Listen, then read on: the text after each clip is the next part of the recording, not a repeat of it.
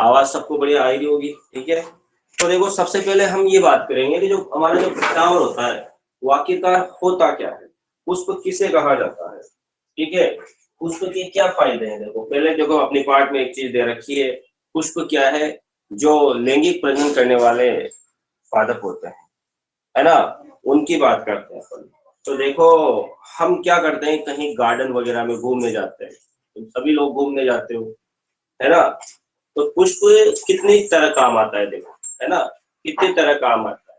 देखिए आप जैसे कि कभी कभी आप सुबह सुबह मॉर्निंग वॉक पे जाते हो तो आप बगीचे में जाना पसंद करते हो जहाँ पर सुंदर सुंदर फूल लगे हुए, वहां जाते हैं। किसी की शादी में जाते हैं तो पुष्प का गुच्छा लेकर के जाते हैं और उसको पुष्प भेंट करके आते हैं, ठीक है ना, ये काम हम करते हैं।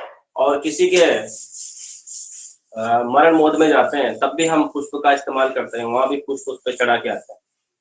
तो हर तरीके से काम आता है। और भी चीज अगर अपन देखें तो कई सारी चीजें होती है पुष्प के द्वारा, ठीक है ना, कई सारी बीमारियों के इलाज में भी ये काम आता है। तो पुष्प का निर्माण आखिरकार होता कैसे है, ये बनता कैसे है, इसके बारे में बात करते हैं। तो पहले तो ये बात करेंगे पुष्प क्या है। देखो पुष्प कुछ भी नहीं है, पुष्प एक रूपांतरित प्ररोह है। क्या है पुष्प, अगर पुष्प की अपन परिभाषा दें तो पुष्प की सिंपल सी परिभाषा है, पुष्प एक रूपांतरित प्ररोह है। पुष्प एक, ऐसे ही बोल सकते हैं, पुष्प एक सहत, ऐसे बोलेंगे सहत, मतलब कठोर थोड़ा, पुष्प एक सहत रूपांतरित प्ररोह है। भाई निकलता कहाँ से पुष्प, तने से निकलता है, और तने से निकलता है, इसी इसको अपन, क्या है आवाज वगैरह नहीं आ रही है ना। पुष्प एक रूपांतरित प्ररोह है ना, तो इसकी बात हम करते हैं, ठीक है। तो हमने देखा कि पुष्प क्या है, एक रूपांतरित प्ररोह। रूपांतरित मतलब होता है चेंज। अब ये चेंज कैसे होता है, परिवर्तन कैसे आता है, ठीक है ना, पुष्प में परिवर्तन कैसे आता है। आवाज वगैरह आ रही है सबको, बताओ बताओ पहले एक बार, आवाज वगैरह आ रही कि नहीं आ रही है।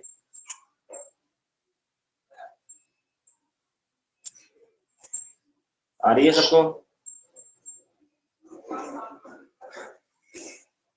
ठीक है। मैं क्या करेगा, बैठी जाओ बैठी जाओ, ठीक है ना। तो पुष्प एक रूपांतरित प्ररोह है। अब देखो इसका निर्माण वगैरह कैसे होता है ये हमको देखना है, ठीक है। तो इसके अलावा देखो इस पे क्या क्या लगे होते हैं। पुष्प एक रूपांतरित प्ररोह है जिस पर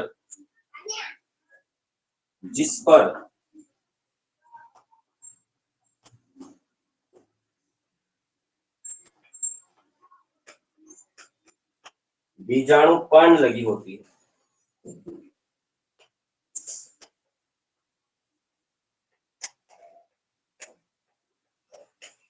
पुष्प एक रूपांतरित प्ररोह है जिस पर बीजाणु पर्ण लगी होती है, ये इसकी परिभाषा हो जाती है। पुष्प क्या है, पुष्प एक सहत रूपांतरित प्ररोह है जिस पर बीजाणु पर्ण लगी होती है, ठीक है ना। अब बीजाणु पर्ण लगी होती है, बीजाणु पर्ण क्या करती है, यह बीजाणु पर्ण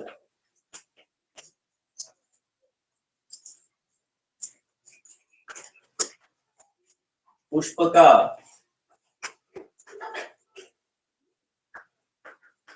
लैंगिक चक्र होती है या लैंगिक भाग होती है, पुष्प का लैंगिक भाग होती है, ठीक है।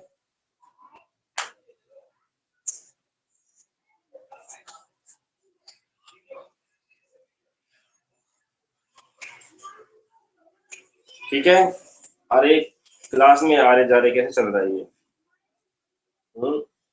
के क्लास देखी नहीं जा रही क्या, तो कोई प्रॉब्लम आ रही है, नेट खत्म हो गया सुबह सुबह।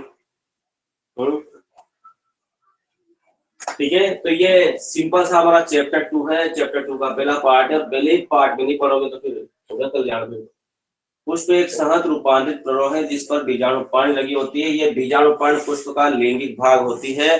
और ये किस प्रकार से लगी होती है, देखिए आप बनती कैसे है।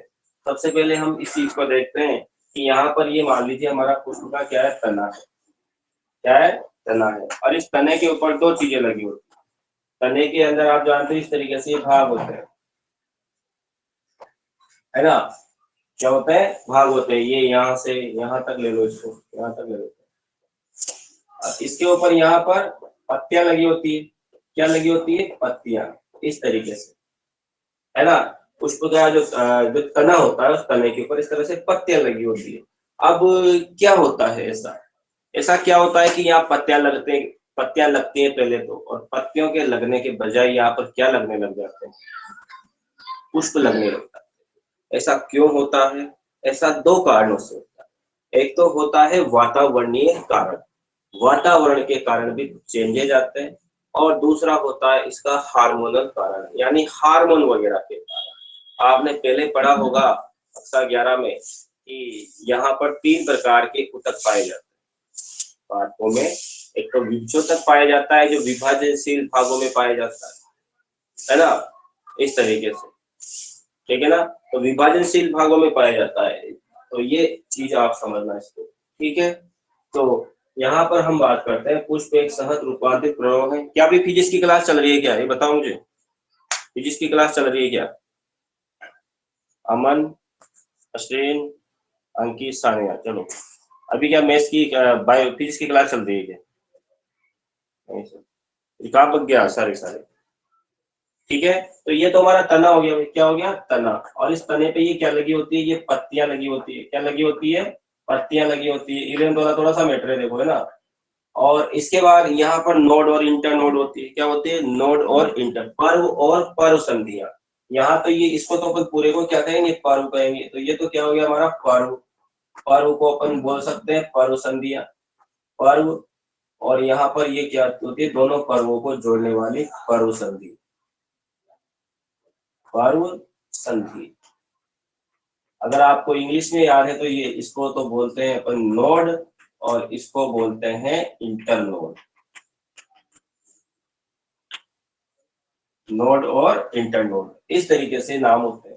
तो यहाँ पर क्या होता है, देखो यहाँ पर इस जगह ऐसा क्या होता है, इस जगह ऐसा क्या होता है कि जहाँ पे पत्तियां लगने वाली होती है उस जगह पत्तियों की बजाय यहाँ पर क्या लगने लग जाते हैं, पुष्प लगने लग जाते हैं, कुछ इस तरीके से। यहाँ पर इसके बजाय यहाँ पर क्या लग जाता है, फ्लोर लग जाता है, पुष्प लगने लग जाता है। ऐसा क्या चेंज आता है, तो यहाँ पर दो प्रकार के परिवर्तन होते हैं। एक तो वातावरणीय परिवर्तन हो सकता है, वातावरण की वजह से हो सकता है, ठीक है।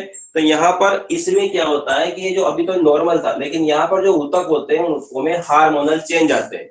यहाँ के जो ऊतक होते हैं इस जगह जहाँ से पत्ती बनने वाली होती है, पत्ती तो बंद हो जाती है और जगह पुष्प आने लग जाता है। क्यों, ऐसा क्यों हुआ, क्योंकि यहाँ पर क्या पाई जाती है, जो बीजाणु पर्ण की प्रीमोर्डियल कोशिकाएं पाई जाती है। प्रीमोर्डियल का मतलब होता है जो पुष्प बनाने वाली, बीजाणु पर्ण बनाने वाली कोशिकाएं यहाँ पर विभाजित होने लग जाती है, उन्हें विभाजन होता है, विभाजन होने से पुष्प बनने लग जाता है, और एक निश्चित समय पे होता है ना, निश्चित समय पे होता है। तो देखो अब यहाँ पर दो प्रकार की पत्तियां लगती है, कितने प्रकार की पत्तियां लगती है, दो प्रकार की। चलो इस पर्व संधि की मैं बात करूं, इसको आगे बढ़ा के देखूं, तो ये पर्व संधि होती है। इस पर्व संधि के यहाँ पर दो प्रकार की पत्तियां लगती है, कुछ इस तरीके से ऊपर की तरफ, कुछ नीचे की तरफ, कुछ यहाँ पर।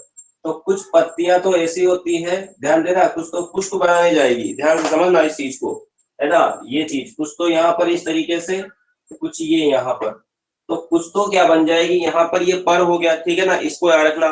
तो ये पुष्प क्या है, ये पुष्प बनने वाला होता है। तो यहाँ पर दो तरह की पत्तियां होती है। कौन कौन सी पत्तियां होती है, एक तो होती है फर्टाइल, फर्टाइल मतलब जानते हो आप लोग, जो लैंगिक जनन करने वाली होती है ना, उनको फर्टाइल बोलेंगे। तो यहाँ पर कुछ पत्तियां होती है और नीचे की तरफ भी कुछ पत्तियां होती है, ठीक है। तो यहाँ पर क्या होती है, नीचे की तरफ तो बंधे पत्तियां होती है, बंधे, इनको क्या बोलते हैं, बंधे पत्तियां। और कुछ होती है ऊपर की तरफ यहाँ पर, जिनको कहा जाता है उर्वर, उर्वर पत्तियां। इस तरीके से दो प्रकार की पत्तियां यहाँ पर दिखाई तुमको देती है। तो ये इस जगह पर से बनती है बंधे पत्तियां और उर्वर पत्तियां। पुष्प के 4 चक्र होते हैं, पढ़े होंगे आप लोगों ने, दल, बाह्य दल, पुंकेसर और जायाम। KCAG आपने पढ़ा होगा, KCAG है ना, कैलिक्स, कोरोला, है ना, सी है ना, गाइनोसियम, एंडोसियम, ऐसे कुछ में इतने सारे पार्ट होते हैं।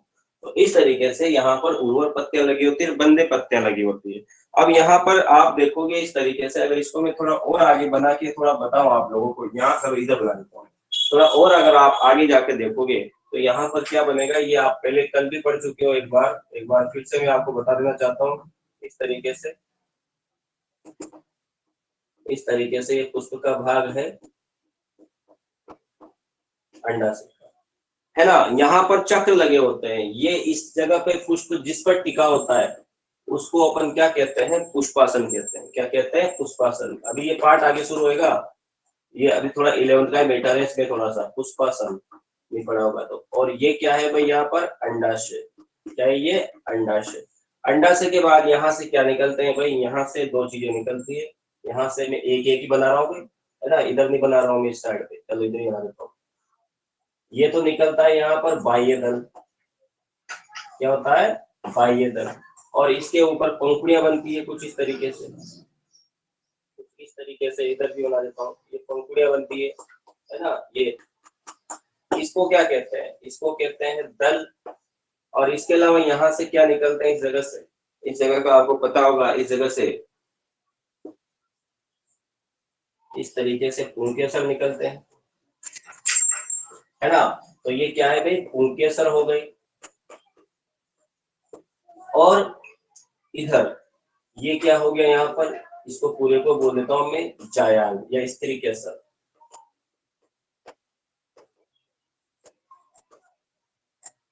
ठीक है, पुंकेसर और स्त्री केसर, ये आपने बुक में दे रखा है, थोड़ा सा उसके बारे में अपन बात कर लेते हैं। ठीक है ना।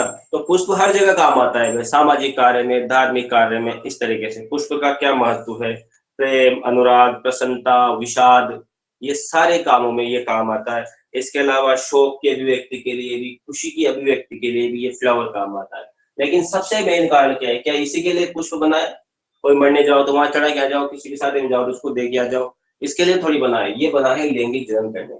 तो मैंने अभी थोड़ी देर पहले यहाँ उर्वर पत्तियां और बंदे पत्तियां, पुष्प में उर्वर पत्तियां कौन सी होती है, पुष्प में उर्वर पत्तियां जो बनती हैं आगे जाकर के उनको बीजाणु पर्ण कहा जाता है। पुष्प की जो उर्वर पत्तियां होती है, उन उर्वर पत्तियों को आगे जाकर के हम क्या नाम देंगे, बीजाणु पर्ण कहेंगे। ये तो परिभाषा दे रहा हूँ, पुष्प क्या है, एक तनाई तो है, प्ररोह का मतलब क्या है, एक तनाई तो है, और ये तना, इस पे क्या लगी होती है, बीजाणु पर्ण लगी होती है, और साथ में कुछ दूसरी पत्तियां भी लगी होती है नॉर्मल, जो हरे कलर की होती है ना। कुछ पत्तियां लगी होती है, बंदे पत्तियां बोलते हैं, है ना। स्टेराइल और फर्टाइल, इंग्लिश में दो वर्ड यूज कर सकते हैं, इसके लिए स्टेराइल, इसके लिए फर्टाइल। फर्टाइल का मतलब क्या होता है, जो जनन करने योग्य हो, जो जनन करने में क्या करती हो, भाग लेती हो, ऐसी क्या होती है, पत्तियां होती है। ठीक है, अगर अपन बात करें तो एक जो फ्लावर होता है, ठीक है ना, इसको और भी नाम दे सकते हैं अपन, ठीक है ना, इसको अपन कार्पल भी कहते हैं। कहाँ गया ये, इस तरीके से होते हैं कार्पल, पुंकेसर, मैं आपको हिंदी में बता रहा हूँ पूरा। और एक और नाम होता है देखो इसका, ठीक है ना। तो ये कौन कौन से भाग होते हैं, यहाँ पर ये हो गया हमारे पास बाह्य दल, दल, पुंकेसर, अंडाशय। ये अंडाशय मैंने लिख दिया ऐसे, लेकिन चार ही मुख्य भाग होते हैं। पुष्प के कितने भाग होते हैं, चार भाग होते हैं। तो एक प्रारूपिक पुष्प में अपन लिख सकते हैं, यहाँ पर इसकी सरलता थोड़ी बहुत दे रखी है आपकी बुक में, है ना। एक प्रारूपिक पुष्प में, एक प्रारूपिक पुष्प में, पुष्प में चार भाग होते हैं, या चार चक्र होते हैं ऐसे बोल सकते हैं, चार भाग लिख लो, चार भाग होते हैं, है ना। एक प्रारूपिक पुष्प में कितने भाग होते हैं, चार भाग होते हैं। पहले नंबर का भाग जो है, पहले नंबर का जो भाग है उसको अपन क्या कहेंगे, बाह्य दल, बाह्य दल। दूसरे नंबर का भाग होता है उसको कहेंगे दल। तीसरे नंबर का भाग जो होगा उसको क्या कहेंगे, स्त्री केसर। और चौथे नंबर का जो भाग होता है उसको कहेंगे पुंकेसर। इनको इंग्लिश में भी अपन लिख लेना चाहे तो लिख सकते हैं कैलिक्स से, ये तो क्या हो जाएगा, कैलिक्स, और ये हो जाएगा कोरोला, ठीक है ना, कैलिक्स, ठीक है ना, ये हो जाएगा कोरोला। ये हो जाएगा यहाँ पर स्त्री केसर, गाइनोसियम, क्या हो जाएगा, गाइनोसियम। इस तरीके से नाम हो जाएंगे गाइनोसियम, ठीक है ना। इसको भी लिख देते हैं अपन, चलो ठीक है। गाइनोसियम,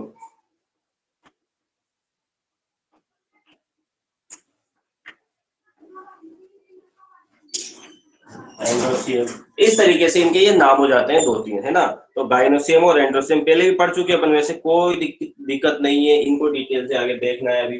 तो पुष्प के चक्र होते हैं। अब इनमें से क्या होता है, पुष्प में 2 प्रकार के चक्र होते हैं। एक तो होता है आवश्यक चक्र होता है ना, और एक होता है अनिवार्य चक्र, ठीक है ना, ठीक है ना। सहायक चक्र, सॉरी, सहायक चक्र और अनिवार्य चक्र, या पुरानी जो अपनी किताब है उसमें 11th में दे रखा है, एक तो होता है सहायक चक्र, एक होता है जनन चक्र। 2 प्रकार के चक्र इस पुष्प में पाए जाते हैं। और एक प्रश्न भी दे रखा है अपनी बुक में कि जो पुष्प होते हैं उनकी खेती को क्या कहा जाता है। पुष्प जो होते हैं उनकी खेती को कहा जाता है पुष्प कृषि या फ्लोरिकल्चर। क्या कहा जाता है, पुष्प कृषि या फ्लोरिकल्चर, ये कहा जाता है। तो इसके अलावा मैं आपको ये बता देता हूँ कि पुष्प के जो चक्र होते हैं, एक पुष्प जो होता है उस पुष्प को कितने भागों में बांटा गया है, चलो बात कर लेते हैं। एक बार फिर मैं आपको समझाता हूँ, है ना। मैं यहाँ डिटेल इसलिए दे रहा कि 11th में हो चुका है सारा, है ना। फिर भी देखो यहाँ पर मैं आपको बताऊं कि यहाँ पर पर्व और पर्व संध्या पाए जाते हैं। पर 2 पर्वों के बीच में स्थान को पर्व संधि कहते हैं। और पर्व संधि जहां पर होती है, समझना मेरी बात को, जहाँ पे पर्व संधि होती है उस पर्व संधि की जगह पर कुछ क्या पाए जाते हैं, उतक पाए जाते हैं। क्या पाए जाते हैं, कुछ उतक पाए जाते हैं, जिनको अपन पुष्पीय आद्यक कहते हैं। यहाँ पर अभी मैंने बोला नहीं, इसको बोल सकता हूँ मैं, ये संरचना होती है इस जगह पे। इस जगह को अपन क्या कहते हैं, इस जगह को कहते हैं पुष्पीय आद्यक, पुष्पीय आद्यक, है ना। अब इस पुष्पीय आद्यक में क्या क्या होता है, इस पुष्पीय आद्यक में कुछ हार्मोनल परिवर्तन होते हैं। क्या होते हैं, कुछ हार्मोनल परिवर्तन होते हैं। और हार्मोनल परिवर्तन के परिणाम स्वरूप क्या होता है, पुष्पों का विकास शुरू हो जाता है। ठीक है, मैं यहाँ पर एक लाइन लिख देता हूँ इस जगह पे कि यहाँ पे पुष्प का निर्माण जो होता है वो कैसे होता है, इस जगह पे लिख देता हूँ, आप इस चीज को समझना। ठीक है, तो यहाँ पर क्या होता है कि जो पादप में, यानी सबसे पहले जो पादप होता है उसमें पहले ही पता चल जाता है, पादप के अंदर पहले ही क्या चल जाता है, पता चल जाता है कि भाई पुष्प आने वाले हैं। और पुष्प आने वाले होते हैं तो वहां पर क्या होता है, 2 चेंज हो जाता है, हार्मोनल चेंज हो जाते हैं और कुछ संरचनात्मक परिवर्तन हो जाते हैं। कुछ हार्मोनल परिवर्तन और हार्मोनों का परिवर्तन उससे। और जैसे अपनी मान लीजिए अपन में भी इस तरह से किशोरावस्था समाप्ति के बाद कुछ हार्मोनल चेंजेस आते हैं, ऐसे पादपों में भी कुछ हार्मोनल चेंज आते हैं। तो उनके विकास से क्या होता है, पुष्प की संरचना होती है। पुष्प का निर्माण कैसे होता है या पुष्प का विकास कैसे शुरू होता है, इसका भी एक प्रश्न अपन कर सकते हैं अच्छे से, ठीक है ना। तो यहाँ पर ये होता है, तो पुष्प का विकास कैसे होता है, तो ये भी हम बात कर सकते हैं। एक प्रारंभिक पुष्प में 4 भाग होते हैं और यहाँ पे अपन लिख सकते हैं पुष्प का विकास। पुष्प का विकास एक छोटा सा टॉपिक है, इसको अपन समझते हैं कि आखिरकार पुष्प का विकास क्या होता है। पादपों में पहले ही पता चल जाता है, पहले तय हो जाता है कि इस टाइम पे पुष्प आने वाले हैं, ठीक है ना। तो ये पहले तय हो जाता है। तो अपन लिख सकते हैं कि पादपों में पुष्पों के आने का समय, पुष्पों के आने का समय पहले ही तय हो जाता है।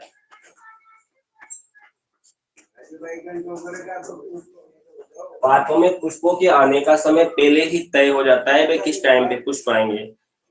क्योंकि अब कैसे होता है, पुष्प आने समय यानी पुष्पों के आने से पहले क्या होता है, पुष्पों के आने से पहले क्या होता है, ये देखो, पुष्पों के आने से पहले यहाँ पर लिख सकते हैं पुष्पों के विकास से पूर्व, पुष्पों के विकास से पूर्व पादपों में कुछ वातावरणीय, पादपों में कुछ वातावरणीय व हार्मोनल परिवर्तन होने लगते हैं।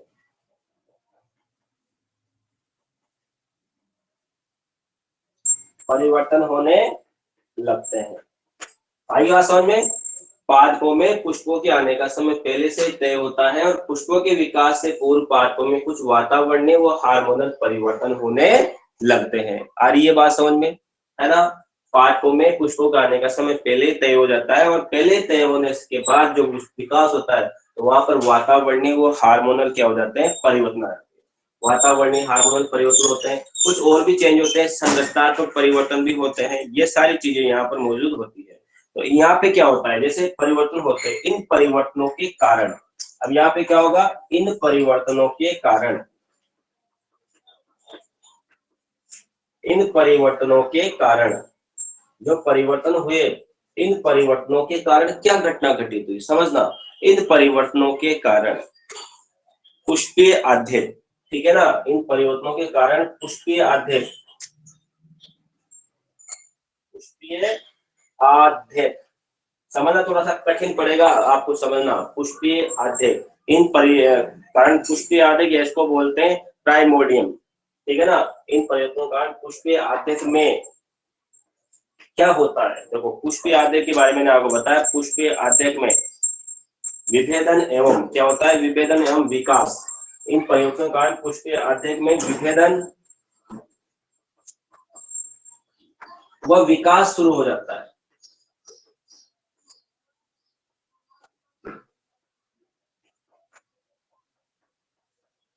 तो पुष्पीय अध्ययन में क्या शुरू हो गया, विभेदन और विकास शुरू हो गया। अब विकास शुरू हो गया तो क्या बनेगा सबसे पहले, ठीक है ना। तो सीधी सिंपल सी बात है कि पुष्प में जो दो प्रकार की कलिकाएं होती है ना, एक तो पत्ती बनाने वाली कलिकाएं, मैंने बताया था यहाँ पे बंदे पत्तियां, उर्वर पत्तियां।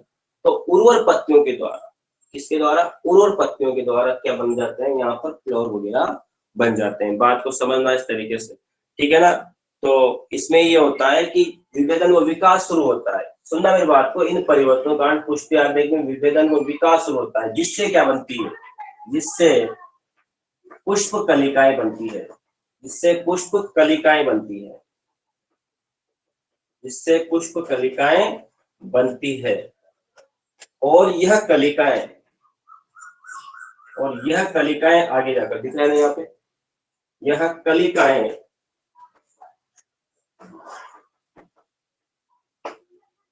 यह कलिकाएं क्या करती है, पुष्प को धारण करती है।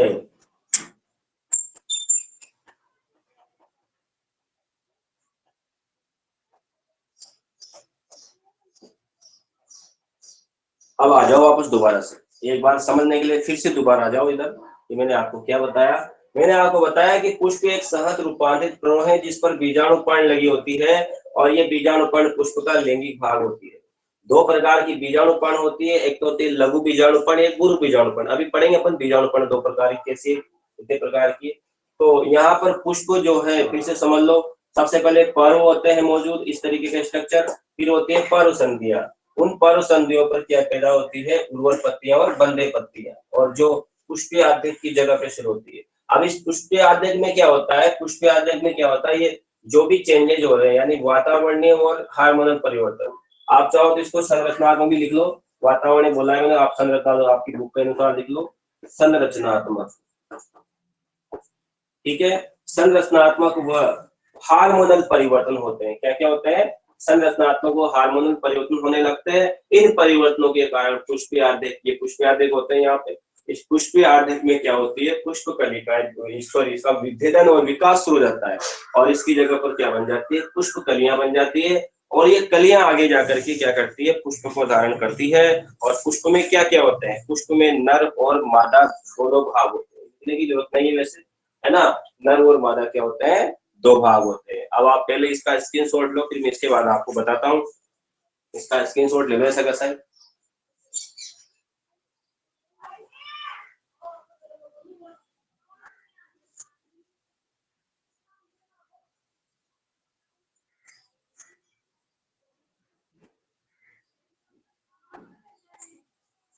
आप इस चीज में कंफ्यूज मत होना, इस चीज में कंफ्यूज मत होना कि ये क्या है, पुष्प आद्य क्या है। ये एक हमारा विभ्जोतक ही है और ये विभ्जोतक यहाँ पर कुछ कुछ सहत, थोड़ा टाइट टाइप का हो जाता है, कठोर हो जाता है, सहत हो जाता है और इसी जगह से फ्लावर बनना शुरू होता है, ठीक है, तो इस तरीके से अपन ने जाना। अब अपन आगे बढ़ते हैं, पुष्प के बारे में कुछ और जानते हैं कि पुष्प में कौन कौन से चक्र होते हैं, उन चक्रों के बारे में भी आप जानो। देखो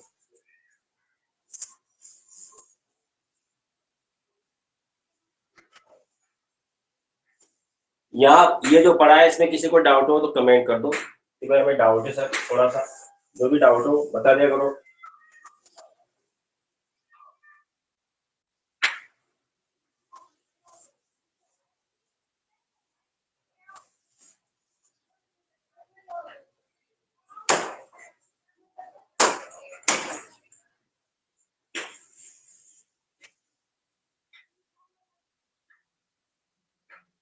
किसी को कोई डाउट हो तो वो भी बता दिया करो भाई सर हमें डाउट है, ठीक है ना। चलो भाई, अब आगे हम देखते हैं जो हमारा फ्लावर होता है, पुष्प जो होता है, ठीक है ना, उस पुष्प में क्या क्या चीजें, तो ये अपन यहाँ पे देखता हूँ, मैं बताता हूँ कि ये हमारा मान लीजिए फ्लावर है, क्या ये फ्लावर या पुष्प है, ये हमारा पुष्प है।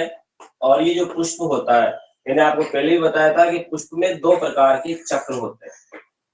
कितने प्रकार के चक्र होते हैं? दो प्रकार के चक्र होते हैं। एक चक्र जो होता है उसको तो कहते हैं सहायक चक्र। क्या कहते हैं? सहायक चक्र। अभी मैंने आपको चित्र भी बताया था, सहायक चक्र। और एक होता है जिसको कहते हैं आवश्यक चक्र या अनिवार्य चक्र भी बोल सकते हैं, अनिवार्य चक्र। ये पढ़ना जरूरी है आपको पहले का, अनिवार्य चक्र, सहायक चक्र और अनिवार्य चक्र। जो सहायक जो हमारे पास जो होता है उसमें क्या होता है, सहायक चक्र जो होते हैं, उस सहायक चक्र को हम क्या कह सकते हैं? सहायक चक्र में क्या होती है, सहायक चक्र जो होती है ये बंधे पत्तियां होती है, यह बंधे पत्तियां होती है, बंधे पत्तियां, अर्थात ये जनन में भाग नहीं लेती, ये बंधे पत्तियां होती है ना। ये आपको 11th में नहीं बताया होगा तो आप देख लो, ये बंधे पत्तियां होती है। और ये कैसी होती है, ये कैसी पत्तियां होती है, यह उर्वर पत्तियां होती है। अभी थोड़ी देर पहले मैंने बताया था, ये उर्वर पत्तियां होती है, ठीक है। जिन्हें क्या कहते हैं, जिन्हें बीजाणुपर्ण, जिन्हें बीजाणुपर्ण, या इंग्लिश में भी लिख दो एक बार तो, स्पोरोफिल कहते हैं, स्पोरोफिल कहते हैं, है ना। तो सहायक चक्र और अनिवार्य चक्र, समझ में आ रही बात आप लोगों के? ये बंधे पत्तियां होती है, ये उर्वर पत्तियां होती है, जिन्हें बीजाणुपर्ण कहते हैं। और इनको क्या कहते हैं? इनको अपन पंखुड़ी और बाह्य दल कहते हैं। अब इसके भी दो भाग कर रखे हैं कि भाई कितने कितने भाग होते हैं, ठीक है ना। तो ये कहाँ पे होता है? वैसे ये जो चक्र होता है ये बाहर होता है, कहाँ होता है? बाहर, बाहर की तरफ मौजूद होता है ये चक्र, को है ना सहायक चक्र। अब इस सहायक चक्र में आगे बढ़ जाते हैं। सहायक चक्र के कितने भाग हो जाते हैं? सहायक चक्र के दो भाग होते हैं। एक तो होता है बाह्य दल, क्या होता है? बाह्य दल, क्योंकि पढ़ना जरूरी आगे, ये बाह्य दल होता है ना। और बाह्य दल जो होता है इसका रंग कैसा होता है भाई? हरा। कैसा होता है? हरा। कुछ में रंगीन भी हो सकता है ना। बाह्य दल होते हैं, ठीक है, बात को समझना। उसके बाद यहाँ पर एक और जो होता है चक्र, उसको अपन क्या कहते हैं? एक और जो चक्र, और ये बाह्य दल क्या काम करते हैं? बाह्य दल, चलो मैं फिर एक एक करके लिख देता हूँ। ये बाह्य दल होते हैं, इसका काम भी बता दो। ये क्या करते हैं? पुष्प की जनन चक्रों की सहायता करते हैं। इस बाह्य दल का काम क्या है? जनन चक्रों की, यानी इसकी बीजाणुपर्णों की, ऐसे ही बोल सकते हैं, बीजाणुपर्णों की या बीजाणुपर्णों की सुरक्षा। इसका काम होता है बीजाणुपर्णों की सुरक्षा करना। किसका? बाह्य दल का। दूसरा जो चक्र है उस चक्र को, इसी में दूसरा चक्र जो होता है उसको बोलते हैं दल। क्या बोलते हैं? दल, ठीक है ना। ये दल जो होता है ये कैसा होता है? ये दल होता है भाई रंगीन। क्या होता है? रंगीन। अब ये क्या काम करता है भाई? ये आपको पता है, आगे पढ़ोगे, यह परागण क्रिया में सहायता करता है, परागण क्रिया में सहायता करता है।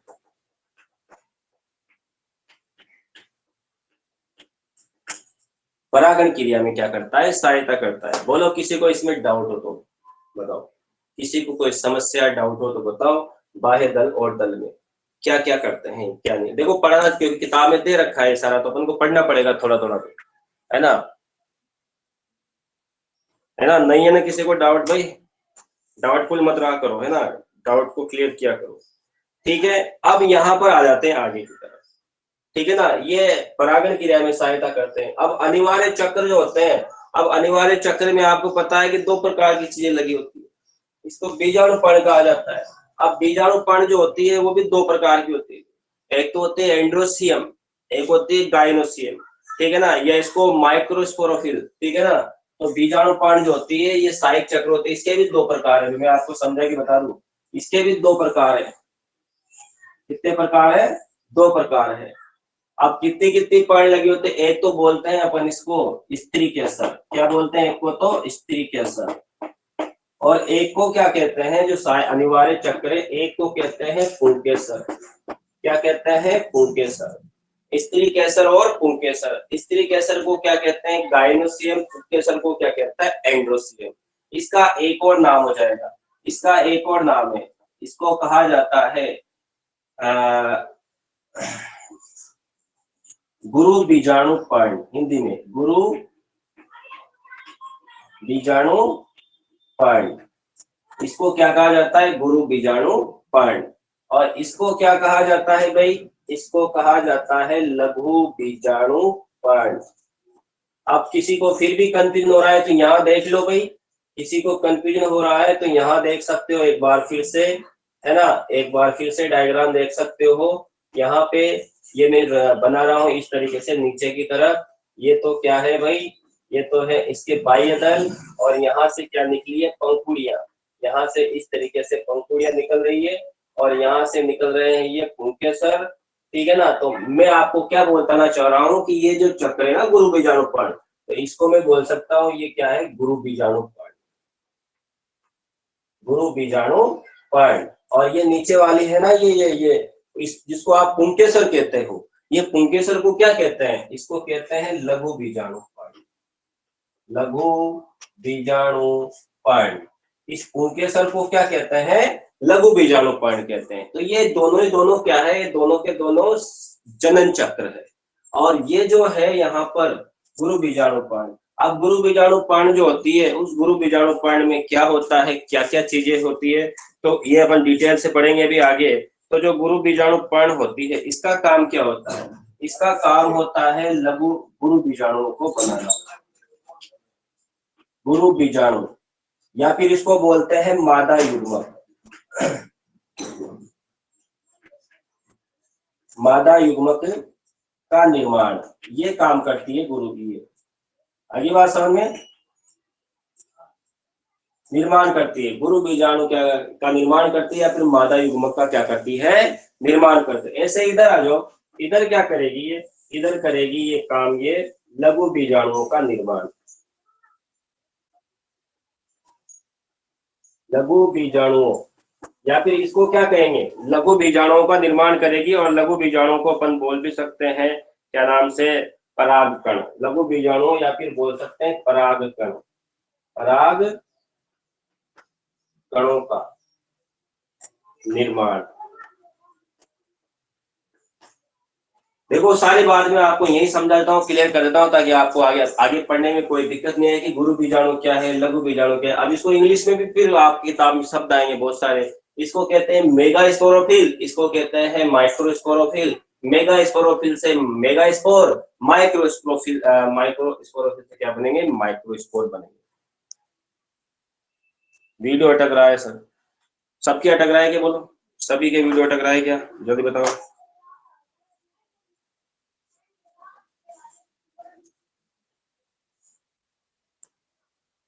हाँ, जिसके भी वीडियो में प्रॉब्लम आती है वो रिफ्रेश कर लिया करो, दोबारा से क्लास को तो चला लिया करो। ठीक है, अब देखो गुरु बीजाणु पर्ण होता है, इसमें क्या क्या चीजें आपको पता होगा। इसमें एक और चीज, मादा युग्मक का निर्माण। और मादा युग्मक को हम क्या कहते हैं? मादा युग्मक को बोलते हैं अंड कोशिका। मादा युग्मक का निर्माण होगा, यहाँ दो चीजें बनेगी। देखो मादा युग्मक, और इसके अलावा यहाँ दो चीजें बनेगी। यहाँ तो परागकणी बनेगा, यहाँ पर इस जगह क्या बनेगा? आगे जाकर के एंडोस्पर्म, भ्रूणकोश और आगे जाकर के दो स्ट्रक्चर और बनेंगे, भ्रूण कोश और क्या बनेगा यहाँ पर युग्मनज। मैं यहाँ युग्मनज लिख रहा हूँ या भ्रूण लिख देता हूँ, क्या लिख देता हूँ भ्रूण। तो यहाँ पर इधर दो चीजों का निर्माण होगा, इधर परागकणों का ही निर्माण होगा, इधर क्या बनेगा, इधर एंडोस्पर्म अर्थात भ्रूण कोश और भ्रूण बनेगा, मतलब इधर बीज का निर्माण शुरू हो जाएगा। तो बोलो बात समझ में आई या नहीं आई आपके, फिर से समझाओ कि हमारा पुष्प होता है, ये पुष्प का स्ट्रक्चर यहाँ बना रखा है, सहायक चक्र होते हैं ये तो, एक तो होता है कैलिक्स, एक होता है कोरोला, ये कोरोला और ये कैलिक्स, ये कैलिक्स और ये कोरोला, यानी कि बोलते हैं इनको क्या, बाह्य दल, क्या बोलते हैं बाह्य दल, और ये दल, ये रंगीन वाला क्या होता है, दल होता है। और यहाँ पर ये दोनों ही जो चक्र नहीं, इधर वाले चक्र, ये दोनों चक्र के अंश चक्र होते हैं भाई, ये दोनों चक्र होते हैं सहायक, और ये दोनों चक्र कौन से होते हैं, अनिवार्य या जनन चक्र होते हैं। तो ये सभी पुष्प के बारे में अगर आपको अच्छे से अभी जानकारी हो जाएगी तो आपको आगे पढ़ने में कोई दिक्कत नहीं आएगी। आपकी बुक में दो नाम और दे रखे हैं, अगर आपको दिक्कत आए तो वो भी मैं लिख देता हूँ यहाँ पे। स्त्री केसर को यहाँ पे जायांग बोल रखा है, क्या बोल रखा है आपकी बुक में, जायांग कह रखा है, या पुंकेसर को क्या कह रखा है, कुमंग कह रखा है, क्या कह रखा है, कुमंग। तो इसमें भी कंफ्यूज नहीं होना है कि मैं क्या लिखा रहा हूँ और आपको क्या समझ में आ रहा है, तो सारी चीजों के बारे में आपको अच्छे से समझना पड़ेगा, ठीक है। तो ये दो चीजों का निर्माण है, इसका क्या काम है, देखो सहायक चक्रों का काम क्या होता है, सहायक चक्रों का काम होता है पुष्प के जो अनिवार्य चक्र है, ये बीजाणु पर्णे हैं, इन बीजाणु पर्णों की क्या करना, सुरक्षा करना। जब तक बीजाणु पर्णों की सुरक्षा नहीं होगी तो हमारा पुष्प किस तरीके से काम करेगा, तो दिक्कत आएगी। तो यहाँ पर सहायक चक्र, ये बंदे बत्तियां होती है मुख्यतः, और बाह्य दल और दलों में बटी होती है। बाह्य दल हरे होते हैं, बीजाणु पर्णों की सुरक्षा करने का काम होता है। आपको पता है लास्ट तक टमाटर में बाह्य दल लगे होते हैं, बैंगन में लगे होते हैं, अगर ये नहीं लगे होते तो बैंगन तो नीचे गिर जाता। दूसरी बात, रंगीन होते हैं, परागण क्रिया में सहायता करते हैं, ये भी अनिवार्य है, अगर परागण नहीं होगा तो ये सब किस काम के, तो ये हेल्प करते हैं लैंगिक जन्म में, सहायता करते हैं, इसीलिए इनको क्या कहा गया है, सहायक चक्र कहा गया। इधर आ जाओ, अनिवार्य चक्र, अनिवार्य चक्र को एक और नाम लिख देता हूं मैं अपनी राजस्थान बोर्ड की बुक में, इसको कहा गया है जनन चक्र, या इसको रिप्रोडक्टिव पार्ट बोला गया है। ये उर्वर पत्तियां होती है जिन्हें बीजाणु पर्ण या स्पोरोफिल कहते हैं, ये दो भागों में बटी होती है, स्त्री केसर और पुंकेसर, गुरु बीजाणु पर्ण और लघु बीजाणु पर्ण। स्त्री केसर को जायांग भी कहते हैं, पुंकेसर को कुमंग भी कहते हैं। स्त्री केसर गुरु बीजाणु पर्ण या जायांग में क्या होता है, स्त्री केसर जायांग या गुरु बीजाणु पर्ण में क्या होता है, गुरु बीजाणुओं का निर्माण अर्थात मादा युग्मक का निर्माण होता है। इसके अलावा दो चीजें बनती है, इसके बनने के बाद यहाँ पर एंडोस्पर्म और भ्रूण बनता है, आखिरकार भ्रूण से फिर आगे आकर के पूरा बीज बनता है, सारी चीजें चल जाती है। इसके बाद आ जाओ आगे, इधर की बात करो, पुंकेसर और पुमंग बनते हैं, ये दूसरा चक्र है ना, अनिवार्य चक्र का दूसरा पार्ट है।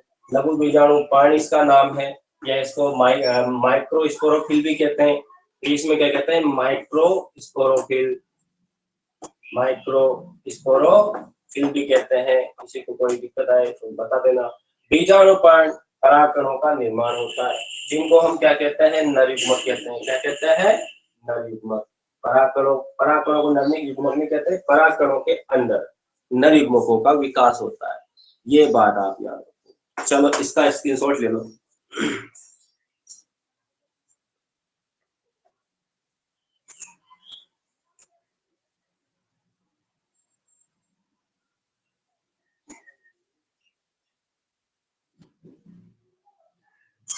ले लिया, स्क्रीनशॉट हो गया भाई।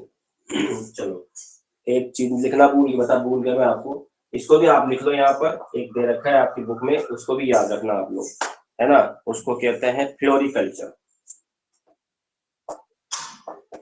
फ्लोरिकल्चर, एक बार दोबारा से लेना, फ्लोरिकल्चर या फिर पुष्प कृषि, फ्लोरिकल्चर या पुष्प कृषि, ठीक है ना। तो इसको भी अपन याद रखेंगे। बड़े पैमाने पर पुष्पों को उगाना, बड़े पैमाने पर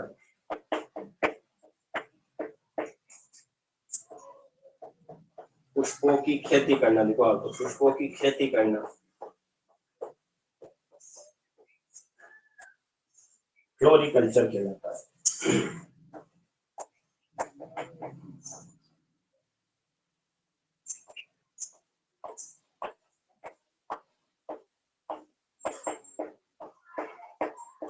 फ्लोरिकल्चर कहलाता है। तो ये ऐसा कैसा है, आप लिख लोगे आराम से हो जाएगा काम आप लोगों का।